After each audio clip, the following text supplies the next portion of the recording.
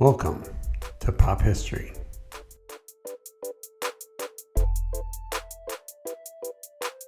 This episode looks at the story behind some of the popular events from December 1980. Let's get started.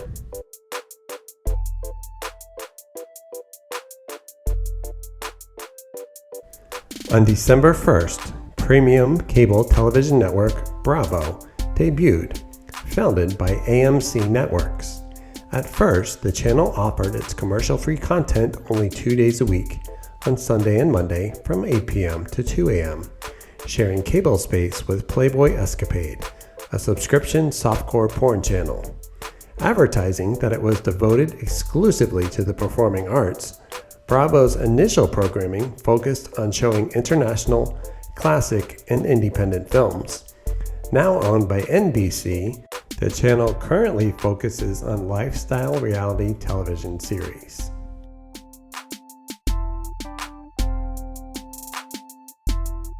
On December 8th, former Beatle John Lennon was shot and killed outside of his Manhattan apartment. His killer, Mark David Chapman, had spoken with Lennon earlier in the day, receiving an autograph from the star. Chapman returned later that day and shot Lennon 4 times at close range, remaining at the scene until the police arrived to arrest him. Lennon was rushed to the hospital but died along the way, having lost too much blood. Lennon, who had just turned 40 that October, had returned to music for the first time since 1975, releasing the hit album Double Fantasy just weeks before. For the remainder of the week, hundreds of fans kept a vigil outside of Lennon's apartment building, the Dakota, as millions of others mourned around the world.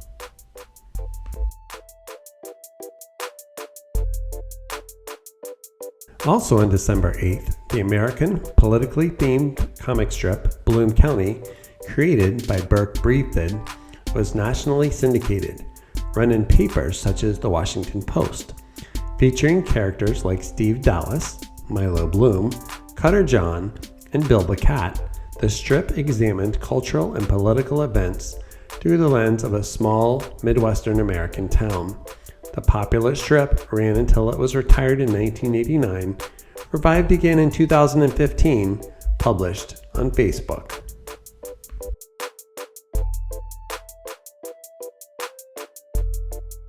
On December 11th, the American detective drama series Magnum PI made its television debut on CBS with a 2-hour pilot episode. Created to replace the spot vacated by Hawaii Five-0, the series featured the adventures of a private detective, Thomas Magnum, who lived on the Hawaiian estate of fictitious author Robin Masters, driving the author's red Ferrari. The main character, a retired naval intelligence officer turned detective, was played by Tom Selleck. Though the show was not well received by critics, the combination of action and humor made the show popular among its followers, and the series ran for 162 episodes over 8 seasons. Since they were both produced by CBS, there are several links between the Magnum series and its predecessor, Hawaii Five-0. Many scenes from the Magnum PI series were actually filmed using the old Hawaii Five-0 soundstage, the network choosing to recycle its Hawaiian production facilities instead of letting the money go to waste. Additionally, there are references to the former series throughout some of the Magnum episodes.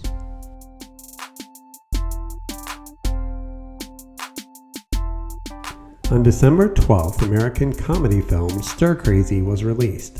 Directed by Sidney Poitier, the film stars Gene Wilder and Richard Pryor as unemployed friends who are framed for a bank robbery and sent to prison where they are forced to compete in the prison's annual rodeo. The movie became one of the most popular films of the year, grossing nearly $13 million during its opening week.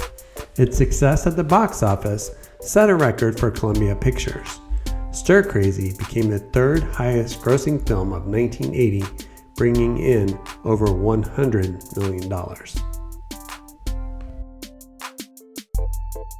On December 19th, the Trapp family lodge was completely destroyed by fire.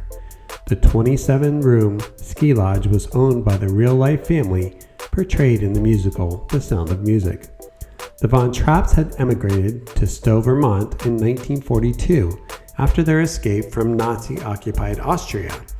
The family, 44 staff, and all but one of the guests escaped the blaze wearing only their pajamas. The new Austrian-style lodge was built, this time with 93 rooms, completed almost 3 years after the tragedy. The 2,500-acre resort is currently managed by Sam Von Trapp, the son of one of the original Von Trapp family children. Also on December 19th, the movie 9 to 5, based on the hit song of the same name by Dolly Parton, was released. The film stars Jane Fonda, Lily Tomlin, and Parton herself, all playing a trio of working women who are united by the hatred of their boss, Franklin Hart, played by actor Dabney Coleman. The women decide to kidnap their boss, which involves a series of comedic events, but then use his absence to make major changes at the office, creating a better workplace for all. The film became the second highest grossing film of 1980, bringing in over $103 million. Though a comedy, the movie portrays several important themes, including sexual harassment and unfair treatment of women in the workplace, with the characters enacting changes that women continue to fight for today, including flexible work hours, workplace daycare centers for children of employees, and equal pay for men and women who do the same jobs. On December 20th, NBC debuted an experimental broadcast of a regular season football game featuring the New York Jets versus the Miami Dolphins, using no announcers. The game, played in the Orange Bowl, which had no play-by-play and no color commentary, was nicknamed the Silent Bowl. Since neither Miami nor the Jets had any chance of making the playoffs, the network chose to stream just the live action of the game without any of its commentators to cover the action. Instead, the NBC broadcast utilized more on-screen graphics and sensitive microphones to try and pick up more sound from the field. This, however, did not succeed. The confused audience, some thinking that there were audio problems, watched as the Jets pulled off a victory 24-17. Though the game's ratings were high, the experiment was deemed a failure, since it did not allow viewers to fully comprehend what was happening in the game. Since then, no other network has tried broadcasting any major sporting event without its announcers.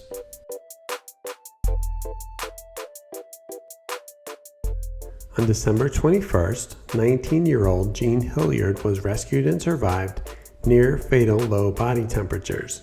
After being involved in a car accident, she had walked nearly 2 miles during the night to the house of a friend, falling just 15 feet from the door. Hilliard was discovered in the morning, frozen solid, after temperatures had fallen below negative 22 degrees Fahrenheit. Her pulse at the time was only 12 beats per minute. Rushed to the hospital, Hilliard's temperature was too low to measure. She was wrapped in electric blankets, which helped to revive her.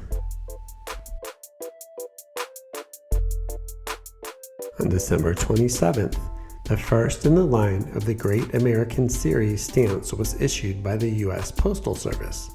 This 19-cent stamp honored Sequoia, the creator of the 86-character system of writing for the Cherokee language.